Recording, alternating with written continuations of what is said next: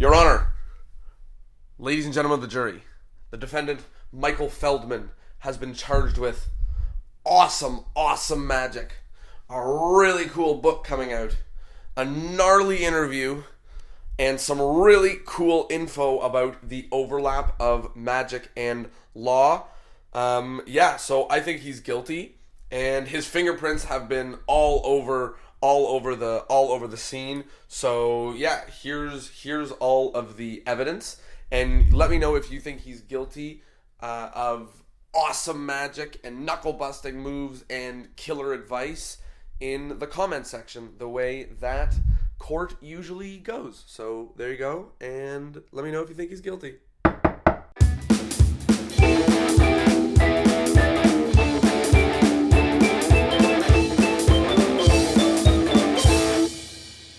Welcome to Discourse in Magic. My name is Jonah. My name is Tyler. And we are here with another good friend of the podcast and someone we have been trying to get on for a little while. He is, once again, someone who we've actually spent some time with in person. I've been fooled by him live. He's performed at the Magic Castle. He's performed at Monday Night Magic. He's got a book coming out, which you're going to hear a little bit about towards the end, and I'm really excited to talk magic. Here he is, Michael Feldman. How you doing? Hello, I am doing well. Nice to talk with you guys. Yeah, we're very excited to chat with you and to dive into magic head first. You're one of those bright minds in magic. Not to say other people we've had on aren't bright, but you're one of those bright minds that people, they go, you know who's got something clever with that? Michael Feldman does. So I'm really excited to dive in deep. I'm excited for it as well. I like to try to be clever. I think sometimes to my benefit and sometimes to my detriment. People sometimes think that my stuff is too clever by half, but I find that to be the most fun kind of work anyway.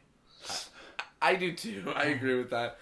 So let's dive in where we start most episodes, which is how did you get into magic?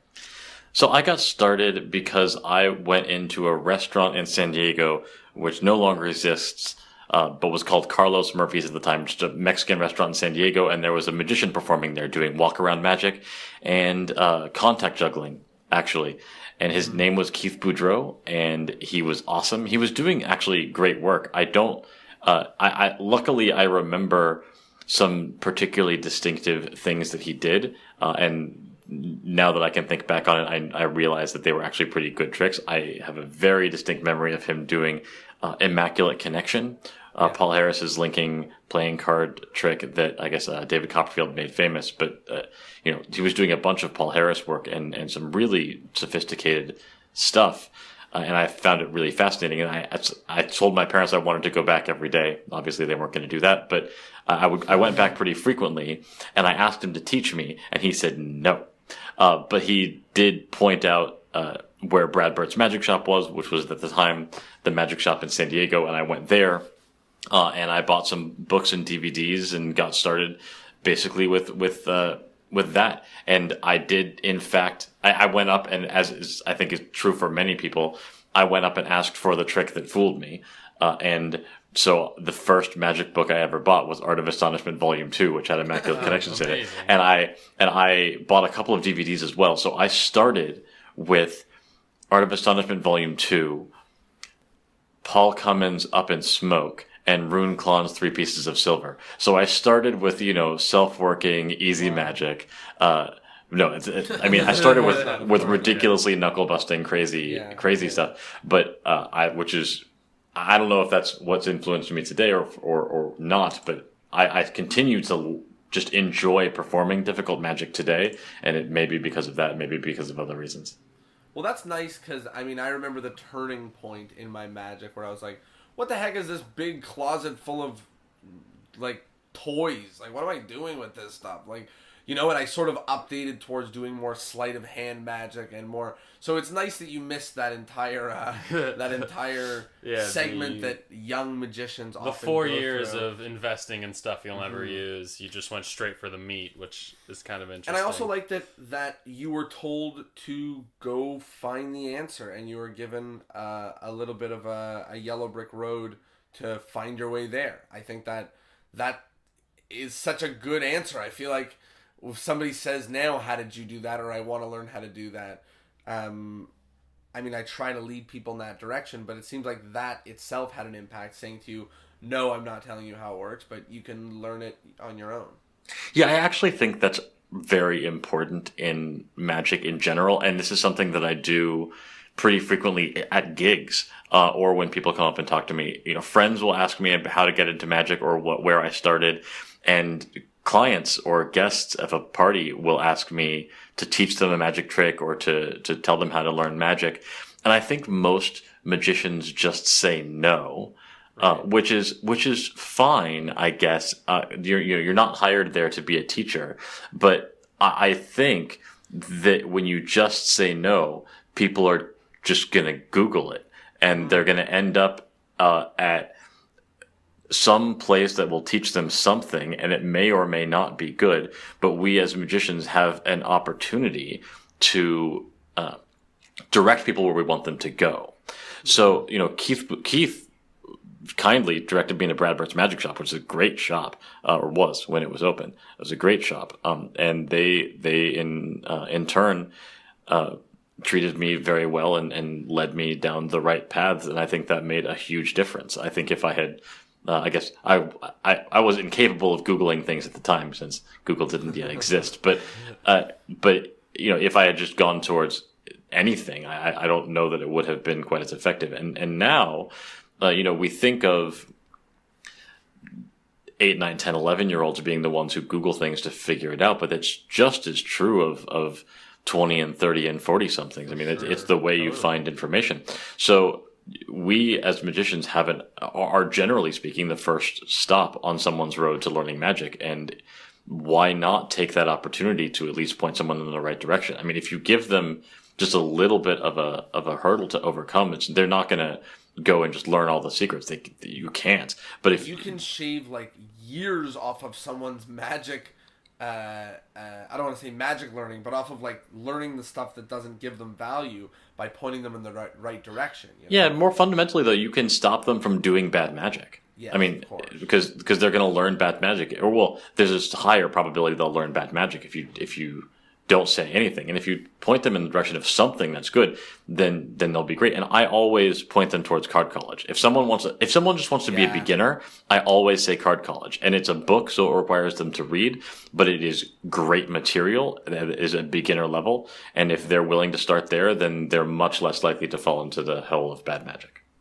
Yeah, and you know, you're not just giving them the answer to the one trick they want. You're giving them a foundation, and you're showing that magic takes work, and you can't just learn the secret and be a magician, which I think is a lesson that, you know, takes a long time to learn, because a lot of people start out, like we said, just buying individual self-working items and, you know, doing the performance the way the instructions say, whereas if you give them something like a book and something that teaches them actual sleight of hand, it shows how much actually goes into doing this and lets them sort of decide if it's an undertaking they want to take on. Yeah, and actually I think that's part of the problem. One of the big problems is that you can, in fact, go to a magic shop and come out the next day doing magic. I mean, it's you know, quite literally, it's possible in a way that's not true of a lot of other things. But I think if you point someone in the right direction, they're going to do something better, and you can tailor it. So, you know, if I'm talking with someone who is older or someone who has manual dexterity problems, or, you know, someone with very small hands, these are all pretty common scenarios. If someone comes up to me and says, oh, I want to do magic, but I can't do sleight of hand for X, Y, and Z reason, you know, sometimes I push back against it and tell the story about, you know, Malini having tiny hands, or more to the point, I tell them to Google Maddie Gilbert and then come back and tell me that they can't do magic because they have too small hands. But still, if someone is interested in learning magic and doesn't think they can do sleight of hand, you can still point them in the direction of something that is gimmicked, or a gimmick that was going to give them more variety, and that will still give them good quality magic, and they'll still have a leg up on other people trying to learn magic, and they'll still be on the path towards good magic instead of bad. So there's two things that I want to touch on there. The first is the obligation of fixing or the obligation of handling bad magic. You know, it's something that I think that if you're a magician, you see a lot of magic, especially if you're jamming with others. And I don't know. We're talking about if somebody asks you for advice to get into magic. I'm wondering what happens if, you meet somebody who is if you meet somebody who is less qualified than you are, and maybe they're doing magic and they don't know yet. Do you point them along the right road? Do you give them a pat on the back? What's the best way to do it? Oh yeah, I think that there was a long time in my, I guess, magic career when someone would show me something and it would be bad, and I would just get turned off and sort of walk away. And I think that was a mistake. I'm much better about it now. If someone, even at a gig, and this happens, right? Walking around doing magic, someone will say, "Oh, I do a trick," or more likely, someone will say, "Hey, my friend Matt here does magic. He'll show you a trick," right? And then Matt feels obligated because he's been thrown under the bus by his friend, and they'll show you, right, exactly, and they'll show you something, and it's bad or it's not great, and I generally do two things. One is if it's a friend or if it's someone I'm meeting for a new time, and it's not a paid gig, it's just a social interaction. I will almost always show them something one step higher than what they're doing. So if they do a key card, I'll just say, "Hey, that's cool." And key cards are super useful. I use them in my magic all the time. Here's a way to hide it better. Or here's a way to mask it, or here's something more powerful you can do with it. Or if they do, the three thieves coming up to the top of the deck, I'll say, "Oh, why don't you think about this other story so you're not doing the same story as everyone else, or why don't you think about this technique instead of the one you're using so that it will be more deceptive?" And I give them one step up. Or I'll point them in the direction of a source that will do that for them. Then the other thing is, maybe slightly less nice, but I think required for the situation. If someone comes up to me at a gig and does that, I try to be as kind about it as possible. But someone will do a trick for everyone else at a place where I'm being paid to perform, and then I will just do the same trick better. And then I will take the person aside later and show them sort of what I did or what the improvement was. And I'll sometimes, depending on it depends on the situation, but sometimes I'll gently encourage them not to try to upstage the magician who's hired to perform. On that note, I absolutely 100% every single time I see it will tell someone to put their cards away if they're at a magic show. That is something that I think more than anything else. There's no obligations anywhere, right? No one. Becoming a magician doesn't obligate you to do particular things, but I think as a matter of common courtesy, you should not be doing magic. Certainly, you should probably not even have your cards out if you're at someone else's show. And if you are a magician and you see that, that's one of those places where I think just go and talk to them because they probably just don't know better. And explaining it is useful. They want to be sort of part of it more. They want to be it's part of your identity. They don't realize that it's not that it's an actual rude thing to do, is to try to, not even steal the attention, but just to show that there's other people that are doing this amazing thing that this person's trying to, demonstrate. Right, and there are a lot of different motivations for people doing that. I mean, some people, it's just cards are so much, and I find myself in this position sometimes because I do magic, and magic is a huge part of my identity, and so I have cards with me all the time. And whenever I go to a magic show, I have cards, not because I'm going to bring them out, because I have cards on me all the time. Mm-hmm. And in downtime or in intermission at a show, or before the show, or after the show, or whenever it is, I frequently find myself reaching to my cards just because it's habit. It's just the thing that I do. Spinner. It's the fidget spinner, right? It's exactly right. And so there are people, I think, at other magic shows who have cards out not because they're trying to be rude or not because they're trying to get attention, but just because it's how they live their life. Yeah. And you sort of have to explain that or point it out if they've just forgotten or sort of doing it unconsciously. But there are other people who have cards out or have something out because they want to show to other people around that they are a magician. And, I understand that motivation as well, but I think there are other ways to show it. There are other ways to show it and connect with the people who are magicians without upstaging the show itself. There's plenty of watchwords within magic, and wear an obscure magic T-shirt or wear the jerks pin or something like that, and people will see you. Yeah, and one of the things that I think is important here is, everyone listening to this is at a different place in their magic career and their magic development. And, if someone is worse than you and it's noticeable or whatever enough, then you should make you should make a statement. You should say something. If somebody is shuffling cards during someone else's show, you should say something as well. It's about building up this community and helping each other. And we, just as much as we should be ashamed for other magicians to be sharing bad magic with the world, we should be ashamed that other magicians are, making us magicians look bad by shuffling cards in the middle of a show, or whatever the case may be, right? We're looking out for the each onus other. is on us just as much as it is on them. Like, the magicians who are sharing bad magic are just as bad as the good magicians who are letting those magicians share bad magic unknowingly, right? Like, the onus is on everybody to, I don't know, Keep up the quality. Yeah, keep up the quality and elevate magic to its potential. Yeah, I think there's two. The sides of that are different. Because I know from the end of magic, seeing people who are just starting out. When I see people who are just starting out, like I said, there used to be a time when I was sort of thought, oh, that person is terrible, and I don't want to encourage their bad magic.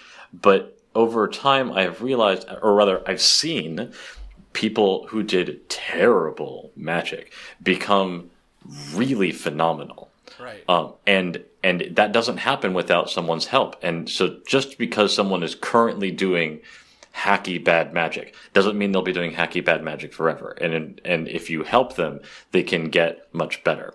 On the other side, it's very important when you're talking with anyone, whether you think they are as good as you or not, to be open to feedback. And that it manifests in different ways, but if someone gives you feedback, it's important to try to see it objectively and try to improve your magic as best you can. And good ideas can come from the best magicians in the world almost as easily as they can come from some of the new beginners or laymen who don't really know what's going on, but can give you solid advice on how your effect is coming off to your audience. And the time that I really do get frustrated is when I try to help someone and they're just not willing to hear it, or they're not, or they just lack the capacity to implement it. And that's frustrating. And it's not always their fault. Like, sometimes they just don't know how to do it. But that is really the frustrating thing. And I will say, look, for me, I learn best by arguing. I'm a lawyer. It's how I operate. It's just who I am. And that's frustrating to some people. But when people give me feedback, I will frequently sort of test it and push back on it and question it and see what's going on there. But I try to do it in a way that keeps the door open and makes it clear that I am in fact listening. Right. And then at the end of the conversation, even if I have been pushing back against it and asking it questions, at the end of the conversation, if I think they're right, I'll change it. Right. You have to be open to change, obviously, or else you're not learning. You're just being stubborn, and there's that's not a vessel of learning. That's just a vessel of arguing. But if it is I think that in any art there's always going to be debate to be had. You brought up being a lawyer. That's actually something I wanted to touch on. Was if I'm not mistaken, you're a copyright lawyer. Intellectual. I mean, we do also. Yeah, we do all sorts of different things. We do I think a disproportionate. My firm does mostly intellectual property or more intellectual property than other people, copyright, trademark, and patent law. But we do all sorts of tech and general law litigation as well. Cool. So this is sort of a big topic of debate in magic. A lot of people are always at each other's throats saying, you stole my idea, and there's been debate as to whether or not you actually can own a piece of magic. And I just want to know what the opinions of an intellectual property lawyer are on the topic. Yeah, so it is a complicated area. And there is a legal, as with many things, there is a legal answer and there is a practical answer. The practical answer is that it is very, very, very rare for anyone to be making enough money off of one trick or one book or one anything to justify a lawsuit. Because lawsuits are expensive. So you have to be at a David Blaine, David Copperfield, Penn and Teller kind of level before there's really a chance that it's worth that you're making enough money off of a product to justify suing someone over it. Right. So as a very practical matter, even if there is intellectual property protection for magic tricks, it's not particularly helpful, and we're more reliant on self-policing norms and the community and things like and other ways of protecting magic than relying on intellectual property itself. Now, that's the sort of practical answer. The legal answer I find fascinating, and will talk anyone's ear off about for as long as possible, and they will all get very bored. So I'll try to do the TLDR version of it, which is it is clearly true that there is some intellectual property protection for magic, at least in the U.S. And I'm going to always speak from the U.S. perspective because it's what I know, and I don't know other systems very well. But patent law definitely covers magic devices. So Presley Guitar has a patent on the cigarette through quarter and has a patent on the copper silver brass gimmick.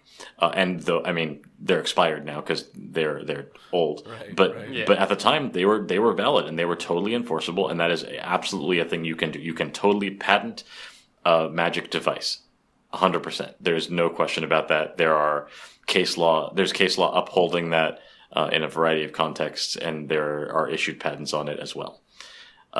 You can also, I think it would. I don't know that there's been case law on this. I researched it, and I don't remember whether anything really talked about this or not. But it's also almost certainly true that you could trademark a trick if an effect became so closely associated with a particular person that someone else doing it meant that the lay public thought those two people were on the same, were working together, then or that one source came from the other, then there would be an issue. But that's not really something that comes up very often. So the main question is copyright law, and can you copyright a magic trick? You can obviously copyright the DVD or the video or the performance or the book. Those things are definitely copyrightable. So you can't steal the actual footage or the actual book language, right? But that's not really the question that people are asking. The question people are asking is the choreography. Can this be my trick? Right. And I personally think the answer is, I personally think the answer is yes. But there's another thing to point out, which is that there is now case law saying that you can absolutely protect a magic trick as a dramatic work.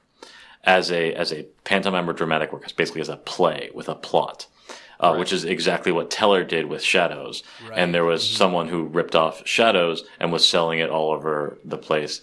And Teller sued him, saying that he had copyrighted Shadows not as a choreographic work and not as a magic trick, but as a dramatic work with a plot and a presentation. And the court held that yes. That was a plot and a presentation, even though it was also a magic trick, and that is absolutely protectable. Now, this is the biggest problem with saying that magic is copyrightable.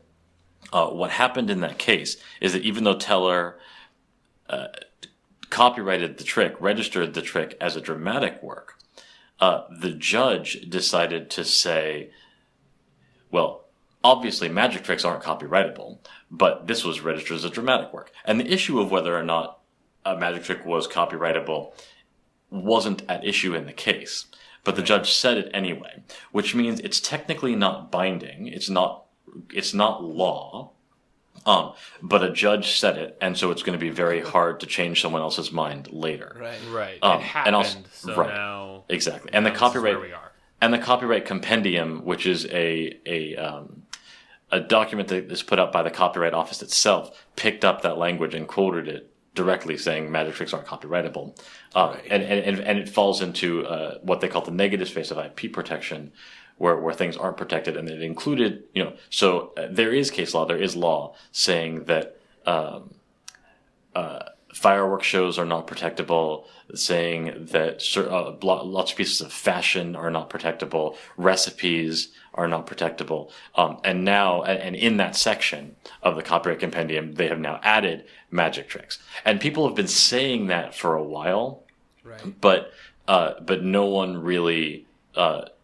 No one had written it down until this judge said it, and then the copyright compendium picked it up. Now, so my opinion, and I wrote an article about this in law school, is that I'll take a step back. The copyright you can only have a copyright in 6 things, and they include audio works, digital recordings, books or writings. Pantomime, choreographic work, pictures, those kinds of things. So, and there's a list of them. Pantomime obviously works, but that's not going to protect the method of the trick.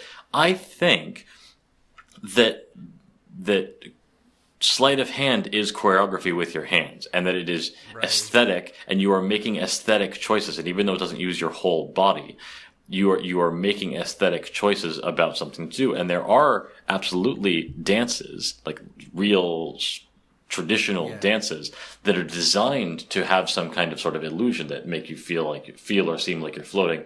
The moonwalk is a great example of something that is absolutely protectable as choreography. And is designed to sort of be an illusion. Interesting, comparing magic to the moonwalk. Right, and so I think that I personally think that if you really litigated it, that the right answer would be that the movements of your hands with a prop or without a prop are choreography such that they are protectable. But I think as a practical matter, because of this case with Teller in Nevada, if you litigated it now, it would be difficult to win. It would be a mess. Yeah. You'd hate to, like not you, but one would hate to be, whether they agree with you or not, one would hate to be on the side of this that's fighting for the fact that their magic trick is copyrightable. Yeah, it's an uphill battle. I think it's super fascinating. I think it's interesting to talk about and to think about, but I think as a practical matter, it's an uphill battle now. Yeah, and it's good that you open with the practical matter so that the people at home who care not about law can fast forward a little bit. Exactly. But I thought it was really I like good. I like the sort of technicality. It's like magic's not protectable, dramatic pieces are. Magic's dramatic, so technically, but yeah, there's a whole bunch going on there. The other thing that I wanted to dive in terms of the overlap between magic and law is that most of the people that we have on the podcast are full-time magicians. And one of the reasons I bring that up is because we talk a lot about the path in magic, like the path that you go to from discovering magic to doing magic to maybe that day where you decide to possibly get hired and maybe you create and things like that. So I just wanted you to talk a little bit about, you spoke about how you got into it, but sort of what kept you into it and what sort of allowed it to land where it has in your life, and for you to explain where that is. I hope that makes sense. Yeah, absolutely. So when I graduated from college, I looked for a variety of different jobs, and I worked in communications and I worked in politics, and I had a couple of other jobs that I did, and quite honestly, I found them boring. And I was looking for something that would keep me interested, that would keep me creative, that would fulfill a lot of different areas of what I need to not get, bored and unhappy effectively. And law fulfilled a lot of those things. It is an interesting intellectual puzzle. Every day is different. I get to learn about new technologies. I get to litigate new laws. I get to write persuasive briefs. I get to argue both on paper and in person. It's a lot of the things that I really enjoy doing, but it's not all of the things I really enjoy doing. And I have always been sort of a performer at heart. I have always had a creative streak that I needed to tap into to stay sort of happy and fulfilled. And so I have turned to a variety of things over the course of my life to fulfill that. I mean, when I was about 13, I started doing magic, but I had, when you're a middle schooler and high schooler. You said that like it was like drugs. You were like, well, I needed something to help that when I was 13. I got into magic. And I mean, this goes back, for me, this goes back to, I don't know, I was like 6 when I was trying to learn like different ways to dance or sing or do comedy or do magic or whatever it was, right? And I learned all of them, right? So in middle school and high school, I acted and I did improv and I did sketch and I did magic and yo-yo and juggling and beatboxing and like karate and Shakespeare, like right now. It's right, so and like everything that I could do that would put me on a stage, I did because I just had the need to perform, and I sang as well. I did some comedy in college. I sang in a acapella sketch comedy group called the Fleet Street Singers. I sang in an acapella group. There you go. See, look at that. You beatbox. You sound, yeah, that's true. You beatbox in an acapella group. Anyway. I did that, and then and as long as I had time to do all of those things, I just did all of those things. Right. And since going to law school, since graduating college, really, I've had to be more selective about what I spend my time on, and I've chosen magic, and it is interesting for me because I get to both build and perform. It allows me to perform. It sort of scratches that itch, but it also allows me to be a maker, to build things, whether it's a gimmick or to write a book or a DVD or to create something in a way that you don't get to with singing or comedy or those other things. So it has the practical element and the performance element as well. It ties into your problem solving needs. Yeah, right? as well. I think that's awesome, and I think I hope that there's people who are listening to this who can understand and benefit from magic having a place in your life that isn't a necessarily a career, but still give you a ton of value. And I think that one of the things that we're trying to push in this podcast is for people to get value out of their magic, whether that means that they're performing or creating and I really like the way that you have been putting it, which is that you have certain itches that magic scratches, and it's the thing that you've left in your life as your playtime, or however you want to call it, right? Yeah. It's that out of extracurricular, out of work thing that you can dive into. And magic is great for that because you can. I mean, it would be great. It's always fun to work with other magicians, to go to conventions or to put together shows with a bunch of people. But fundamentally, most of the time, magic is solo, so you can do it on your own time whenever you want. Like, one of the hardest things about singing or being in a band or a cappella or comedy, even sketch and improv, is that it requires other people. And law is a notoriously high number of hours per week profession, so scheduling. It's sad for me, but I don't want to have other people relying on my schedule to do their thing. Right. So magic is easier for that because I don't have to. No one else is relying on my schedule. I can do it on my own whenever I want. Anytime. Yeah. Yeah. Which is great. And so I can, if I want to sit there from midnight to 3 a.m. because I have a great idea for a show or I have a great idea for a trick and I want to work out all the kinks in it and all the problems with it, I can do that from midnight to 3 a.m. if I want, which is, I found that the people I do comedy with or the people that I was singing with are much less likely to want to just come hang out at midnight to work on stuff. Yeah. Speaking of magic being an easy hobby to get in or to stick with, let's talk about it being hard. You do some very, very difficult magic, method-wise. You mentioned it being knuckle busting. Why do you think it is that you've gravitated towards more... Okay, I asked James Allen if there's anything I should ask you. He described you as Confucius meets Tyler Wilson. So... I accept. Yeah, I thought you might. So, sort of zany, very intellectually stimulating, but also incredibly difficult. So what is it that sort of shaped this character? In terms of... So I guess I'll take that in two pieces. One is the methodological knuckle-busting thing, and one is the character. On the knuckle-busting front, I just like it. I mean, one of the things that I find most compelling about magic is learning to do the difficult stuff. And just practice and working on it, and then performing it for people and having the satisfaction of it. Dennis Baer in his book Handcrafted Card Magic, so I think it's volume 2. He says this that if the tricks you're doing aren't entertaining yourself, if they're not fun for you, then why are you doing them?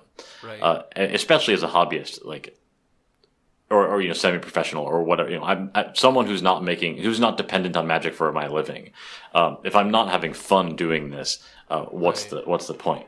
Right. Especially if it's your release and your hobby. Right. Yeah. And look, it's fun. It's great to do work and get paid and to have the sort of semi-professional life. But as long as I'm not reliant on it, I might as well be having fun. Mm-hmm. And that comes from a couple of places. I mean, I think. I started out doing very difficult stuff, so it's sort of what I got into at the beginning. I also, when I was, 5 years old, before I started preschool, I had severe manual dexterity problems, fine motor skill problems, and I actually started school a year late because I went through a year of occupational therapy.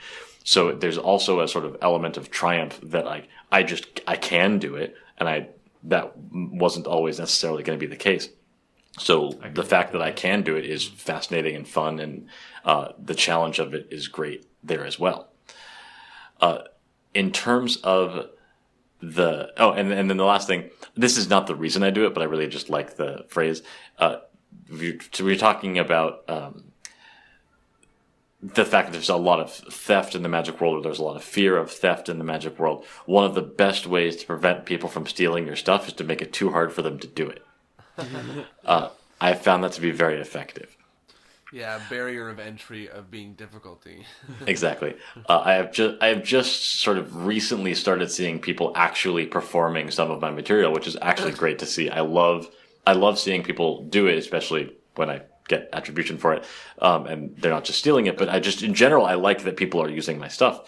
But the main thing I see, the first real thing I see people doing, is also one of the easier pieces I've put out. So you can see where the outlet comes in, but when you're coming up with harder stuff, the market is smaller and it is a much higher barrier to entry.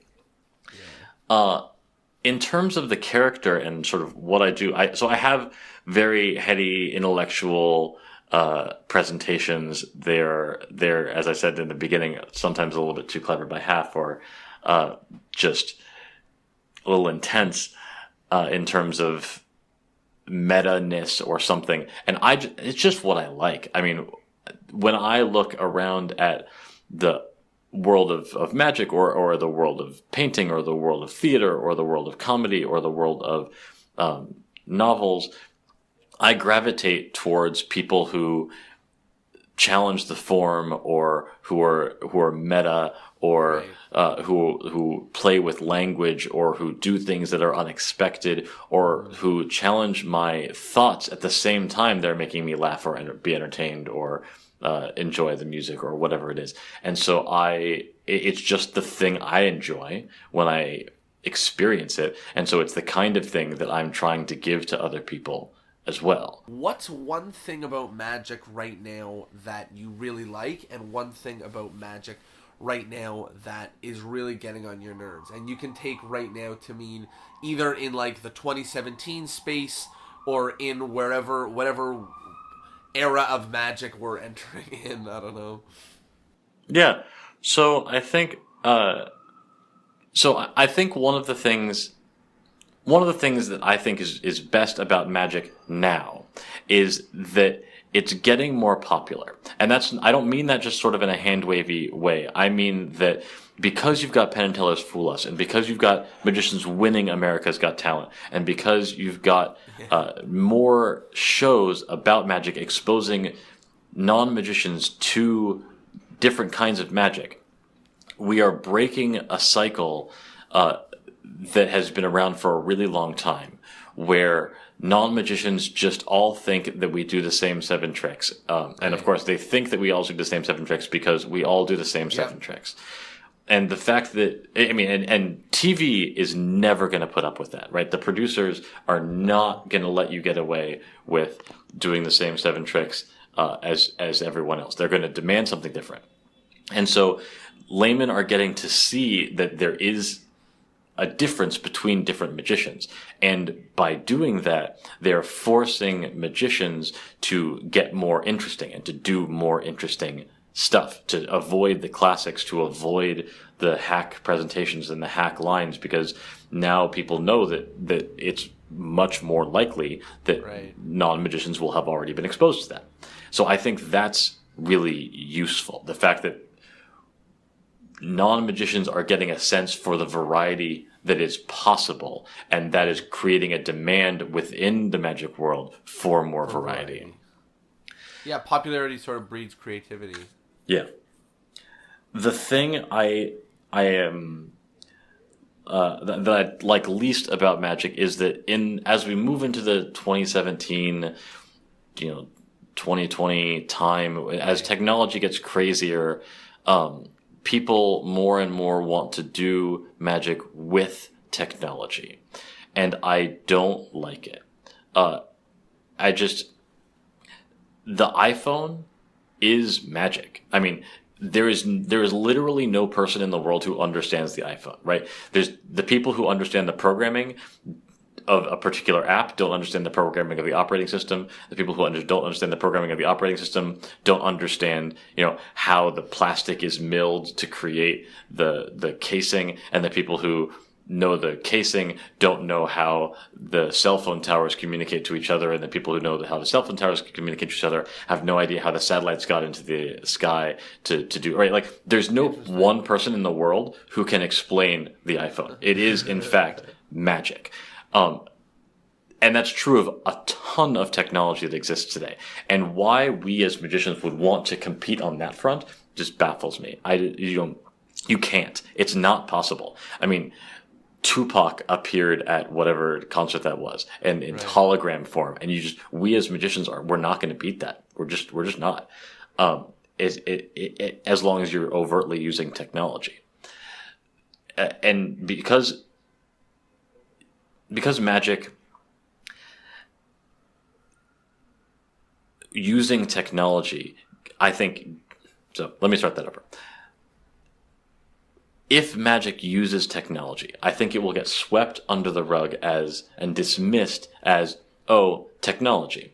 And even if that's not the case, even if you've got the cleverest app ever that doesn't look like it uses a specific app, or doesn't look like it uses specific technology, or even if you've got like the switchboard with the lights where, it's nothing crazier, the actual method isn't something crazy, people just attribute it to that. People walk into the Magic Castle today and just think that Irma is voice recognition. Mm-hmm. And, that's obvious. I mean, you have to explain to people that Irma has been around since the 60s, and then they're more impressed. But that's where laymen's heads are at. And I think that the real interesting piece of doing magic is that we can make amazing things happen without technology. And people are interested in seeing what people can do by hand. And as technology gets more insane, the fact that people can do anything by hand becomes more interesting. And you can, if you get up there and you do something by hand that apparently uses no technology, people will be the bar is lower, quite honestly, because everyone has forgotten how to do things without technology. So the fact that you can accomplish anything without technology is already amazing, and the better you can make it, and the better technology gets, and the better your sleight of hand gets, the more that difference presses outwards, the better magic is going to be. And I think that's the space we should all be playing in.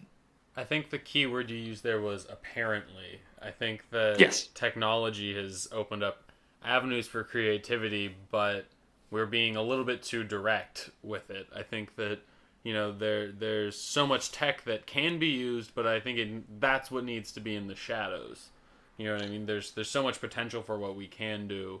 But if you're overtly using it, like you said, there's the fear that magic will get swept under the rug or thrown into the same basket as computers, which is not even close to what it actually is. Well, it's almost like what you were saying is that it's almost like magic is the other side of the technology coin. It's like we can do what technology can do without technology, and why ruin that by stepping into the space of technology?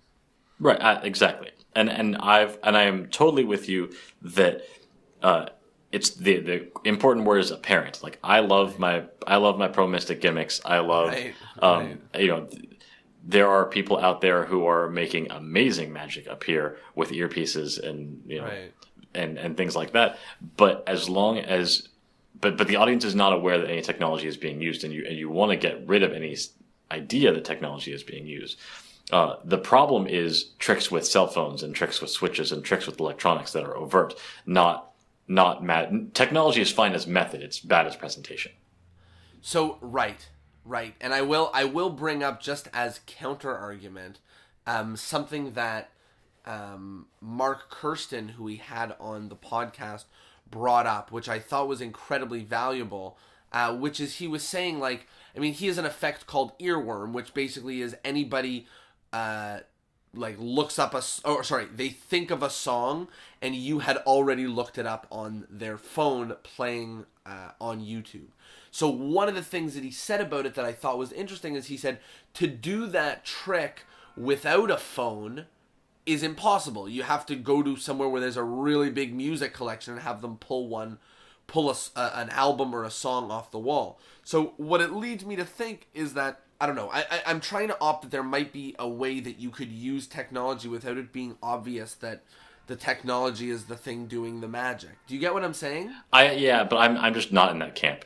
I'm not. I mean, and maybe it has to do with where I live. I mean, I live in San Francisco. I'm for sure steeped in the Silicon Valley and the Bay Area's tech culture, and it's the kind of law that I do. And most of my friends are in programming, and so people are much more are more aware here of what technology can do than in many other places.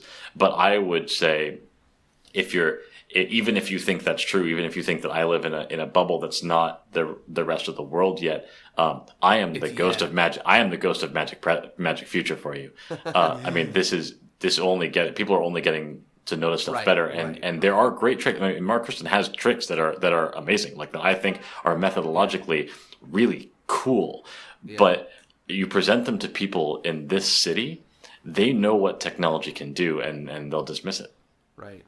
And the fact that they could come up with like one of the things that we were even talking to Mark about, which it's funny that you brought up something so similar, is that people will often just think that all magic apps are done with voice recognition, right? And you almost have to take precautions to make sure people realize that it's not done with voice recognition, which just goes as far as to say, on the point of what you're talking about, which is that people are already thinking about the technological ways that you can do it, and let's get their head outside of that, and let's be doing things that are more authentic and real, whatever that would mean. Yeah, yes. I think that's exactly right. The one point that Mark Kirsten made that really stuck with me was I think that there's a potential to do magic with cell phones because it's something everybody has. Do you understand what I mean? It's weird to walk out and be like, I'm going to do a trick with a deck of cards. Did anybody bring one? Right? That doesn't make any sense. But the fact that if you could do something that is not tech based, that is, I mean, I guess it sort of has to be tech based, but isn't so directly. No, I don't think it does have to be tech based. So I do think that it is important for us all to recognize that everyone carries a phone and that that's super useful. But I don't think it has to be technology based. So a trick that I do very frequently is Colin McLeod's. Oh God, I don't know what it's called, but it's on his 3 DVD set, and he has a version of it in his book that is sort of a free will principle type thing where people bring out 4 or 5 objects from their pockets and you make a prediction. And one of the cool things about this trick is that you can pretty much always assume that someone's going to have a cell phone. So you can in many free will principle tricks, you have someone bring out a bunch of objects and then you write the prediction, and then you do whatever you're going to do with the objects, and your prediction becomes true. But in Colin's trick, you can write your prediction can be, on a giant billboard, or it can be on something that's been in your possession the whole time, or something that hasn't moved in 20 years. It can be anywhere, because they're going to have a cell phone in their pocket, and so you can predict what's going to happen with the cell phone, and be guaranteed basically that one of the objects in their pockets will be a cell phone, or even if they don't have a phone for some reason, someone next to them does, and so you can use it like an object for selection, and you get a huge benefit from it there. I think some of the stuff that's out there with balancing phones or switching out phones or using it like Penn and Teller did their trick where they vanish a phone and it appears inside a fish, right? They did that on their show. That's great, right? You can use it as an object, right? And people relate to it. And the Jerks has a couple of things where you use the video function, and you just get. And rather than having that be the method for the trick, you just get a cool souvenir out of it, and that's useful. So there are ways, I think, to use technology within the trick, but or to use phones within the trick. But I think at the point you're using anything deeper than the camera, you're running a risk of people dismissing it. Interesting. And not everyone agrees. That's fine. No one. I mean, I'm sure Mark disagrees with me, but that's where I come out on it. For sure, and I think it's especially valuable to have somebody coming right from Silicon Valley telling us that it's hard to fool with technology, and that might be a little nugget of information from the future. If there's someone young who looks up to you right now, what sort of advice would you give them in terms of their path in magic? Especially because you've sort of gone an alternate way of having magic have a large role in your life while not being your source of income. So what sort of advice would you give to a young kid or a younger version of yourself today? So I think the advice I give to earlier me is to know what you want out of doing magic. So I am not a full-timer, right? I've got a day job and I'm doing magic to supplement my desire to be on stage, to be a performer, to have a creative outlet, to create new things. And so I dig in those places. I look for new ways to be different than everyone else when I'm on stage, just be saying something different than other people are doing or saying with their magic. And I am fascinated by sleight of hand, so I look at new ways to use sleight of hand to create illusions that weren't there before, or that haven't plots that haven't existed before, things that are going to push the bounds of magic methodologically. But if many of you out there are going to have a different goal in mind, if you want to be making money doing magic, if you want it to be your full-time job because you can't imagine doing anything else, or because you don't want to work in an office, or for whatever reason it is, you should be thinking about how it is that I can make magic, or how it is I can make money with magic. What's going to support me doing it, and there I think there's lots of ways to do it. You can you can open a theater, you can be a creator and sell magic, you can be a cruise ship performer, a trade show performer, you can do gigs, you can there's lots of right, you can coordinate other people or write a blog, right, whatever it is, and so you decide which one of those is best suited to you, and you work on that. If you want to just be on stage, then you got to find a way. There's a million ways to be a performer, but you got to find a way that's going to make you unique and have make other people want to hire you to do a show, and that's going to mean being different than other people. Maybe it's because you want to build stuff or you want to create stuff, and you can take the various different ways of doing that, whether it's the sort of sleight of hand, knuckle busting route that I tend to prefer, or the Kalen Morelli, Jeff Price style of making cool gadgets and gimmicks that will do amazing stuff for you. And all of those are valid paths, but you don't really know where to go or where to start until you know where the goal is set.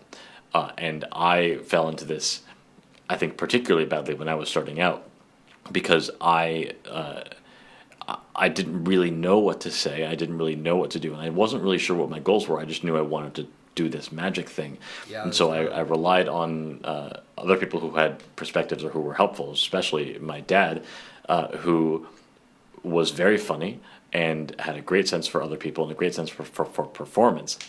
But because I was following what he thought magic was, I ended up in a lot of sequin vests and playing card ties, doing hacky lines and hacky material and that kind of stuff. And he is funny and he is great with people, but he wasn't steeped in magic like I was, and he didn't have a sense for what the variety could be or what the different perspectives could be. And so he fell back on what he understood magic to be, which is based on stereotypes. And that was a function of not knowing my own goals and not learning what variety is out there. And so I think the best way to short circuit the path towards greater success is to know what your goal is, to not rely on other people to tell you how to get there or what the goal should be, but instead to use your advantage, which is that you are steeped in magic, that you care about magic, and you are here listening to podcasts and reading books and watching videos. You know more about what the options are to be able to lead you down the path that you really want to go down. Yeah, I think obviously in the path to the success of your goals in magic, I think the first step, which I think is really important, is knowing what you want out of it. No. Knowing what you want out of it. There's some point in magic where we go from this collection of books or tricks or this endless quest to learn tricks to another goal, to maybe being a good performer, and then that shifts to another goal and another goal. And the more you can keep front of mind what it is that you want out of magic, the better it is that you can benefit from it. So I really like that advice. The last thing that we do is we have a few different segments at the end of the episode. The first is a new segment, which is trying to keep the podcast alive for eternity. So if there is one person who we have not had on the podcast who you think we should have on the podcast, who is it? With the caveat that you have to be able to obviously provide us with their information. You can't just be like David Copperfield. Tyler Wilson, for sure.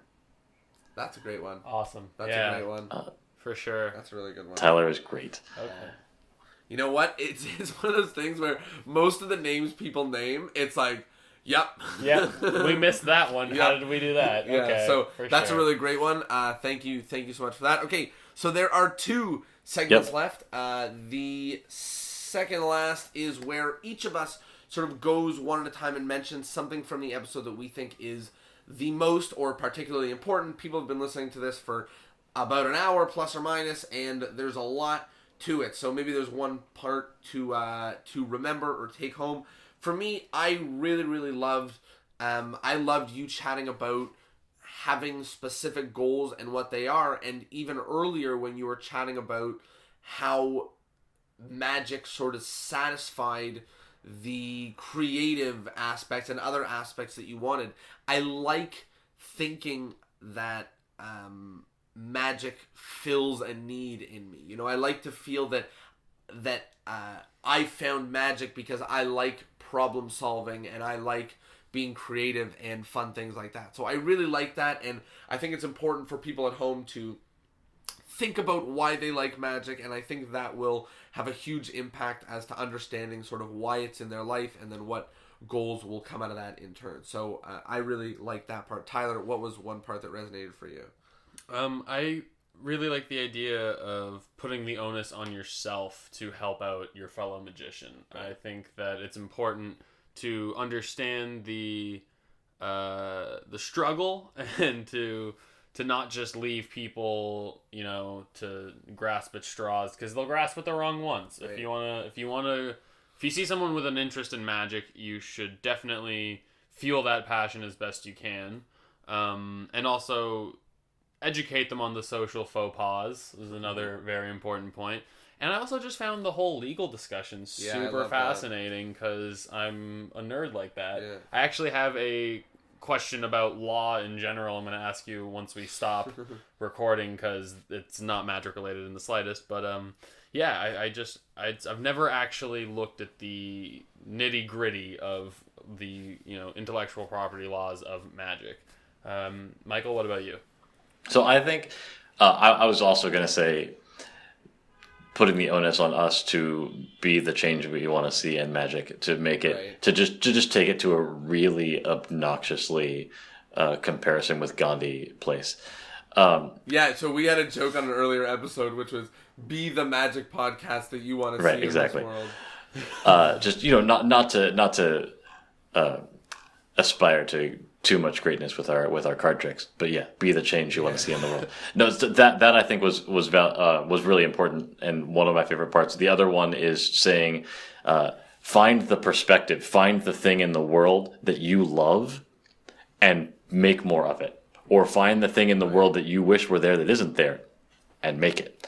And this is all of my favorite magicians who I've talked to about this. Do a really good job with it, you know. And I was just thinking, as I was thinking about who would be good for the podcast, I remembered. I know he's been on the podcast already, but Chris Mayhew is great with this, right? Where you know he loves Andy Kaufman, and he is very much, I think, the magician Andy Kaufman would have been. And if you can find, there was no Andy Kaufman magician, but now we have Chris Mayhew, and the same thing is out there. If there's a author, right? If there's an author that you love, or a comedian that you love, or a playwright that you love, or you can be the magic version of that person and bring a new perspective that isn't already in magic to magic and to the people who see magic.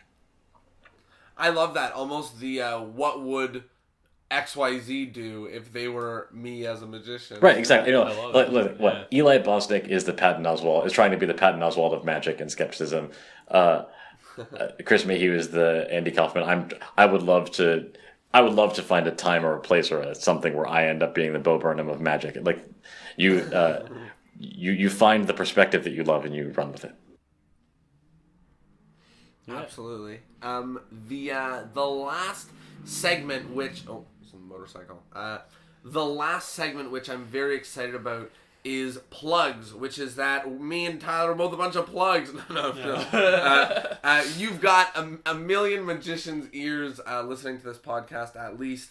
What is it that you want to tell them? I'll give a little wink, wink, hint, hint about the book, because I think you should tell them all about that. Yeah. Wasim wants to know. Yeah, I've got a bunch of stuff in the works, not all of which I think is ready for public consumption on the podcast yet.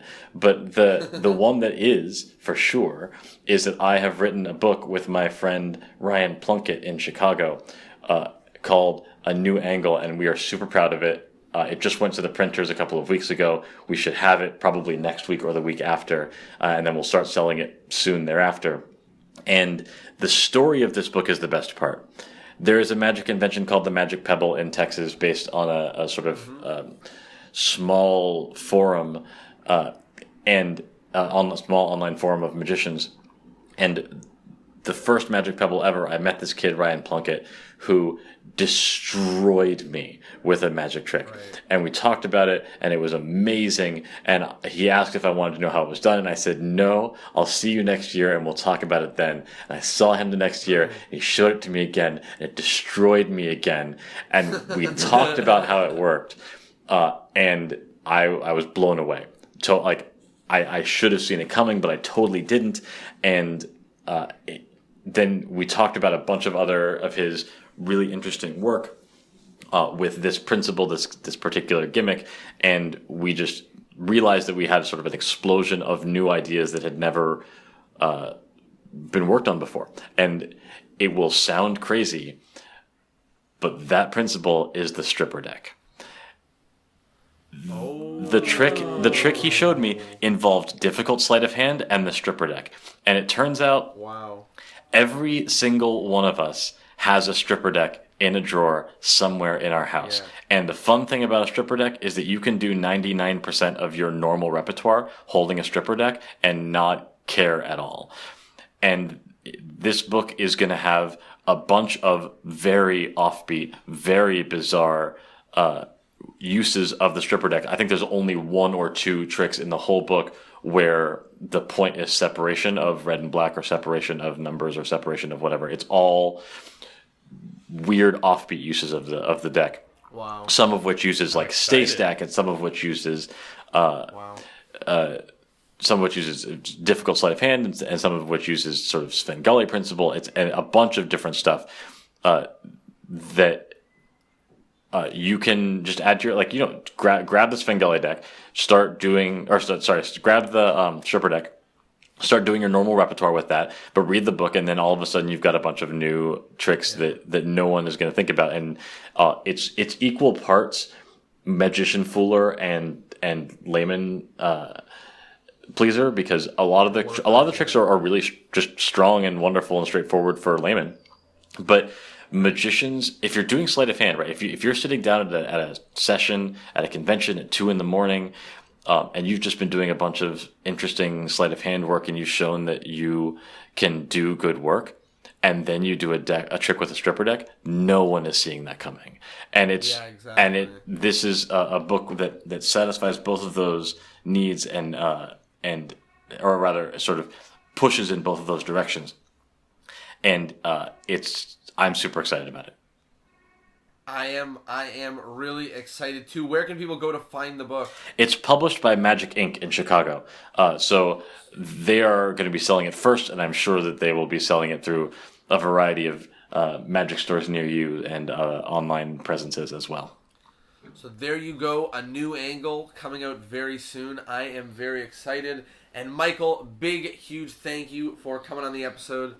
We had a blast. Absolutely. This was fun. Thanks for having me. Amazing. Thank you for joining us. And of course, to you all at home, thank you for tuning in to one more episode. And of course, another pat in the back for doing an hour's worth of listening to a podcast. And you didn't learn any methods. So congrats to you. You did a good job learning theory. And thank you, Michael, for some good theory, some good law lessons, and a great time. We'll see you all next Thursday. Take care.